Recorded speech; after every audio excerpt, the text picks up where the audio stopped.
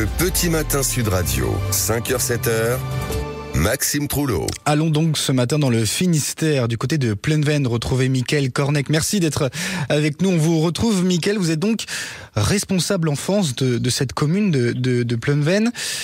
Parlez-nous donc de ces bancs de l'amitié, de ces bancs anti-isolement. Ça se trouve souvent dans des écoles. Est-ce que c'est le cas pour vous? Et est-ce que ce banc est reconnaissable? Alors oui, tout à fait. C'est vrai que ces bancs de l'amitié, alors nous, on l'a mis au sein de notre site du périscolaire, de l'accueil périscolaire. D'accord.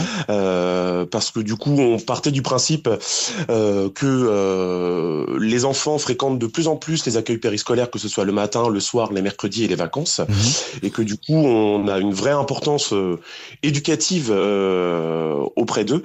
Et c'est vrai que voilà, à l'heure des problèmes de harcèlement, d'isolement, de tension et d'individualisation, en fait, même que ce soit à la maison, que ce soit dans le milieu associatif, que ce soit à l'école, il nous semblait primordial de mettre en place un outil pédagogique qui permette de répondre à l'accueil des émotions des enfants, en fait. Et c'est vrai que l'idée, c'était de créer un espace permettant de verbaliser leurs ressentis et également de lutter contre effectivement ce phénomène d'isolement. Donc du coup, avec l'équipe d'animation, on regarde aussi ce qui se passe autour de nous et on s'est dit que c'était important de mettre en place ce banc de l'amitié. Et en quoi ça consiste concrètement, Mickaël? Comment ça marche? Un enfant aujourd'hui, il s'assoit sur le banc et qu'est-ce qui se passe aujourd'hui? C'est ça. L'idée, c'est que surtout en début d'année, où il y a des nouveaux, où on connaît pas encore ses camarades de classe, et ben l'idée, c'est qu'un enfant, sans le verbaliser par la parole, s'assoit dessus et par ce biais-là, crée du lien avec d'autres enfants qui vont l'y rejoindre. Créer un dialogue, peu importe l'âge d'ailleurs, ça peut être, là c'est ce qu'on observe parce que du coup ce banc-là crée beaucoup d'intergénérationnel, que ce soit entre les maternelles ou les élémentaires, et surtout qu'on pallie ce phénomène d'isolement. Donc il s'assoit dessus, ça peut être aussi également, nous en tant qu'animateurs on s'en sert pour la gestion de conflits entre enfants, qui est également, on l'observe depuis quelques années, est croissante sur les temps d'accueil que nous avons. Donc ça, voilà, l'idée c'était vraiment d'instaurer un repère bienveillant et pédagogique à l'attention des enfants qui fréquentent nos temps et qui, on se rend compte, sont de plus en plus sollicités, fatigués, parce qu'à l'heure où les parents travaillent de 8h à 18h, et ben il faut se dire que l'enfant, lui, par contre, il est présent de 7h30 jusqu'à 18h30. Donc voilà, c'est aussi favoriser vraiment un accueil optimal de leurs émotions et créer un espace de lien et de réconciliation. Mickaël, est-ce que ça marche? Oui, moi je dirais que oui. C'est vrai que la mise en place date de cet été, donc on est encore aux prémices, bien sûr. Mais nous, on trouve que ça marche. On trouve que on a des tensions qui durent moins longtemps. Les conflits se règlent un peu plus facilement. Comme je vous disais tout à l'heure, on favorise également de l'intergénérationnel. Donc ça c'est super parce que nous à Plenven du moins on défend ça et on met ça en avant, donc on a de l'interaction qui se crée. Maintenant on peut se rappeler dans 6 mois pour faire un point effectivement, mais oui et d'autant plus qu'on a au niveau de la création de ce banc on a impliqué les enfants dedans. C'est eux qui on a juste acheté un bois brut qu'on a assemblé et ensuite ils ont choisi de la customisation de ce banc, les couleurs, l'emplacement. Donc on les a également impliqués dedans, ce qui leur a permis vraiment de personnaliser leur repère entre guillemets et donc voilà. Mais nous, pour l'instant, les effets sont vraiment positifs. Est-ce qu'il y a un risque peut-être aussi que ce banc soit malheureusement contre-productif, c'est-à-dire que finalement l'enfant qui veut avoir des copains, etc., qui s'assoit sur ce banc, soit finalement la cible d'autres enfants avec des intentions un petit peu plus malsaines? Alors oui, alors après ça, effectivement, il y a toujours les pendants de l'autre côté négatif. Là maintenant, c'est dans cette situation-là, après, c'est à vous de veiller, j'imagine. Voilà, c'est ça. C'est là qu'intervient aussi le rôle de l'animateur, au sens où effectivement on doit avoir une attention sur ce banc de façon à ne pas non plus stigmatiser les enfants et à ne pas créer effectivement des vilains petits canards entre guillemets. Mais donc voilà, parce que du coup c'est un outil certes, mais on le laisse pas en autonomie non plus. Enfin, c'est vrai que comme vous le dites. Ça peut vite dévier. Et nous, les animateurs, on est toujours là en surveillance, bienveillance, et on s'inscrit vraiment en moyen pour aider cet enfant et pour voilà. Merci beaucoup. Merci beaucoup, Mickaël Cornec, de nous avoir parlé de cette très belle initiative. Donc, ces bancs de la solidarité, j'allais dire, ces bancs anti-isolement. Merci beaucoup d'avoir été notre invité sur Sud Radio. 6h46, tout de suite, le rappel des titres.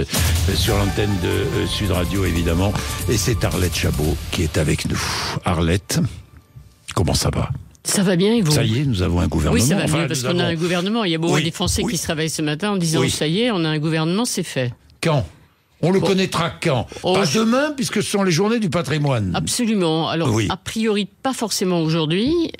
Donc, c'est peut-être un peu court. Vous savez qu'il y a effectivement, la haute autorité pour la transparence de la vie publique regarde un peu les CV, les patrimoines de ceux qui doivent entrer. Donc, peut-être dimanche, c'est bien, dimanche. Ça permet au Premier ministre, au Président de la République de s'exprimer peut-être le soir.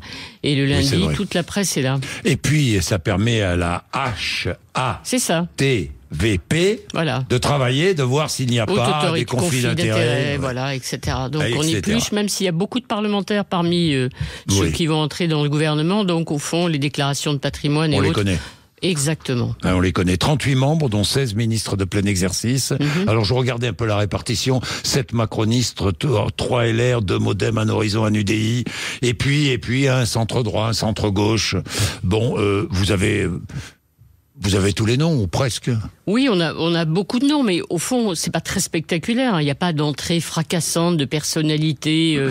Est-ce qu'on en donne quelques-uns ? Allez, Bruno Retailleau à l'intérieur. Voilà, alors finalement, le plus important, c'est ça, je dirais, c'est le départ de Gérald Darmanin, le ministère de l'Intérieur. Il était quand même ministre depuis 2017, c'est pas mal, le compte public, et ensuite l'Intérieur, remplacé par Bruno Retailleau. Bruno Retailleau, c'est le seul poids lourd qui entre politique.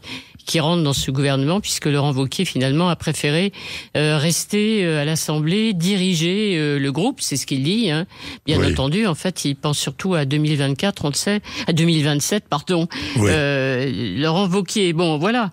Après, il y a ceux qui restent sans surprise, Sébastien Lecornu, Rachida Dati, Catherine Vautrin, qui étaient déjà là et qui vont ou changer de poste ou conserver le poste, comme Sébastien Lecornu, par exemple. Et qui puis reste il y a des visages, la défense, les armées. Et puis il y a ceux qui vont, auxquels il faudra s'habituer. Antoine Armand, c'est Bercy, par exemple. Antoine Armand, qui sera en charge député de Haute-Savoie. Macroniste. Astrid Panosyan-Bouvet, au travail, nouvelle ministre. Fondatrice de La République En Marche, donc très proche d'Emmanuel Macron. Et puis, si vous cherchez à gauche, il n'y a pas d'ouverture à gauche, il n'y a aucune personnalité. On parle de Didier Migaud à la justice. Alors, il a été autrefois, effectivement, on s'en souvient, socialiste. Aujourd'hui, il est classé divers gauche. Effectivement, il succéderait à Éric Dupond-Moretti au ministère de la Justice. Et à l'Éducation nationale, parce qu'on n'en parle pas depuis hier. Alors, on n'en parle pas parce que tout ça est provisoire. Faut quand même, prudence. On ne sait jamais à la dernière minute, vous savez, il y a des surprises parfois.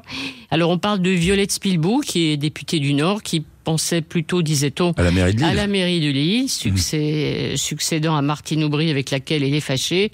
Bon, on verra si effectivement elle hérite de l'éducation. Quand on regarde, on voit bien quand même qu'il y a un virage à droite, évidemment.